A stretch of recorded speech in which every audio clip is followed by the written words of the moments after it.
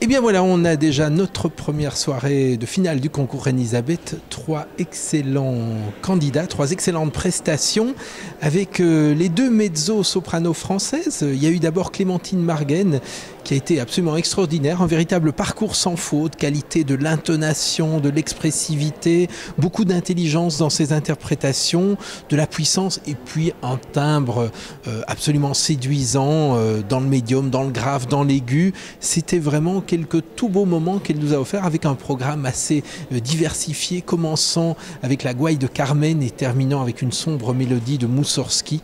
Vraiment un des grands moments déjà de cette finale du concours Reine-Elisabeth. Et puis on attendait beaucoup le baryton coréen Leung Kwang, quelqu'un qui a beaucoup d'expérience des planches. Il présentait deux leaders de Mahler et puis trois airs d'opéra, Gounod, Verdi et Rossini.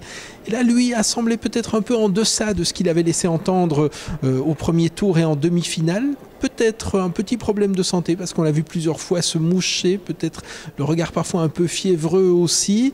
En tout cas, la voix n'avait pas toute la superbe qu'on lui avait connue, notamment dans l'aigu, une petite tendance à détimbrer, et puis malgré tout ça, quand même une très belle prestation, de la puissance, de très belles nuances aussi, beaucoup d'expressivité et un vrai sens des planches qui a donné son plein effet dans son Largo al factotum de Figaro du Barbier de Séville. Et puis la soirée s'est terminée avec Anaïk Morel, autre mezzo-soprano française.